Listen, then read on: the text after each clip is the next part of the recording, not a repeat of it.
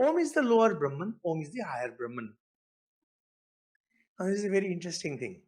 Upanishads talk about Para Brahma, Apara Brahma. English English language is a very crude language, and so we have to use the term lower and higher. It doesn't mean lower and higher strictly in that sense. Para. Para is that which is beyond. Apara, which is not beyond, which is near. So Om is everything. And what they mean by Par and Apar? By upper Brahman, that is lower Brahman. Lower I am using in English. When you meditate on lower Brahman, when you think of lower Brahman is something which is worshipped. So people of every religion, be it Hindu or be whosoever that might be, they all worship lower Brahman. They all worship lower Brahman. Because lower Brahman is meant for people of dull intellect, spiritually dull. We are spiritually dull, mind it. Dull is a very, dull is not a good word, but the idea is non-illumined, non-bright, spiritually non-bright. People may think that they're spiritually bright, but they are not. But no offense is meant, mind it, because even I am like that.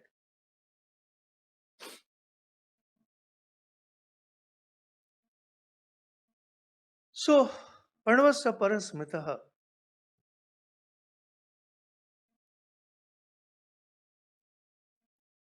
If you are someone who is not spiritually bright, who is not spiritually illumined, who doesn't consider himself spiritually illumined, you need to focus on Apara Brahma, God with form, God with a name. You know, in certain religions they say God is formless, but they give God a name. Such a huge contradiction. Whether you give a form or you give a name, it's all same. Whether you give an adjective, it's all same. Basically, you are worshipping Apara Brahma. What is that Para Brahma?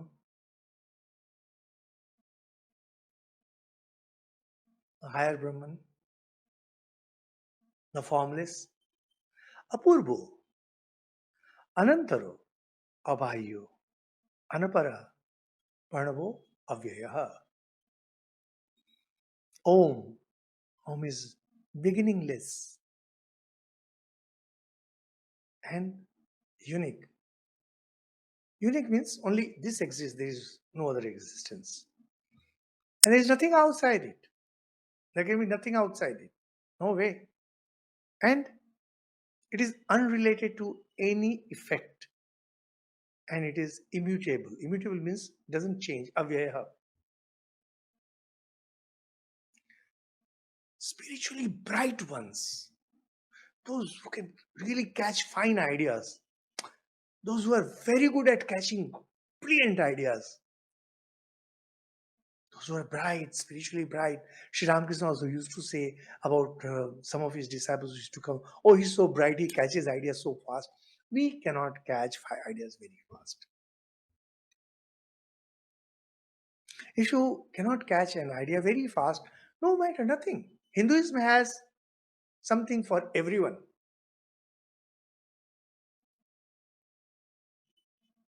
Hinduism is the superstore of religious world. The superstore. Here you have a way out for everyone. For everyone. It's open. Freedom. There is something for everyone. If you are of ordinary intellect, mediocre intellect, focus on God, God with a form. Surrender to God, pray to God. If you think you are right, think of God as Apurbo Anandaro Bayu Anapara Pranavo Avya. Beginningless, unique, nothing outside it, unrelated to any effect, and immutable. And that will reflect in your daily life.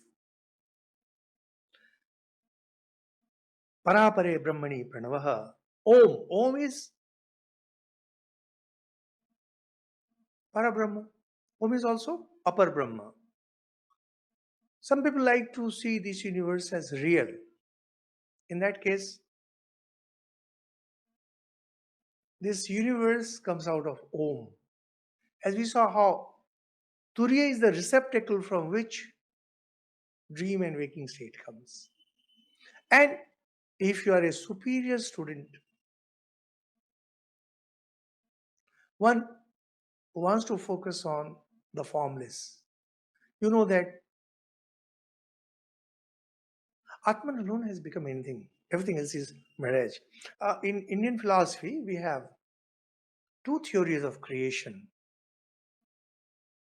One is known as Satkaryavad, where creation is actual, creation is there in reality, as we see everywhere. Something is created out of something. Second one is known as Vivartavad. Vivartavad means actually there is no transformation and yet things appear. Satkaryavad, Vivartavad. These two different streams of ideas of creation, Satkaryavad, Vivartavad. This shlok takes care of both. Says, if you believe in Satkaryavad, as say for example Sankhya believes, or as science believes, says, the root cause of everything is Om. Because it is at the beginning, it is at the middle, and it is at the end of everything.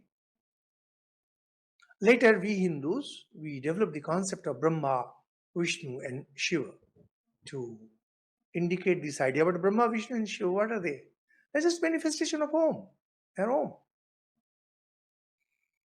Sarvasya Pranavu hi yadir madhyam antastathaiva cha.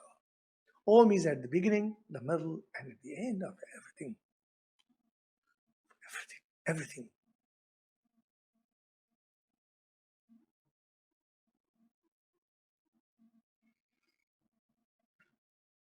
So,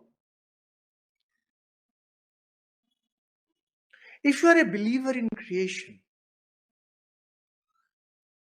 if you want to enjoy the world a little more, if you still have desires for heaven, and most importantly, if you still have a desire to have a vision of your Ishta, chosen God, Sri Ram, Sri Krishna, or anyone, then know this thing that actually Omkar and your chosen deity, your Ishta, they are one and the same. So you just have to remove this word Om and say place Sri Ramakrishna, and everything remains the same. Because Om is Sri Ramakrishna. It was earlier said in Yoga how? Tasya Vachak Parnavaha. When we say Om, actually it's the name of what? God. Because Brahman and God, they are one and the same. Just that difference lies in Parabrahma and Apar Brahma, higher and lower, the formless and the form. They are one and the same. This is something people don't realize. We keep on talking about Sri Ramakrishna stressed on two aspects of God and they being non-different. The same thing you find in Mandukya Upanishad also. The same thing you find in Mandukya Karika also. So Sri Ramakrishna was actually not teaching something new.